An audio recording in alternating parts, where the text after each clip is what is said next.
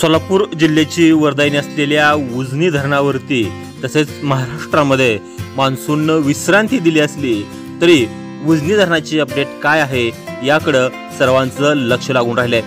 आज दिनांक 19 जून 2024 रोजी सकाळी 6 वाजता उजनी धरणाची टक्केवारी जर सांगायचं गेलं तर उजनी धरण अजून मायनस मध्ये असून उजनी धरणाची टक्केवारी ती वजा 46.71% इतकी आहे।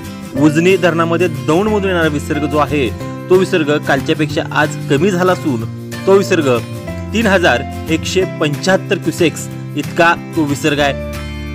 साधारण जूनच्या शेवटच्या आठवड्यामध्ये उजनी धरणामध्ये जी आवक आहे ती आवक सुरू होते, मात्र जूनच्या पहिल्याच आठवड्यामध्ये मान्सूननं दमदार हजेरी लावल्यामुळे उजनी धरणामध्ये हा विसर्ग वाढतोय।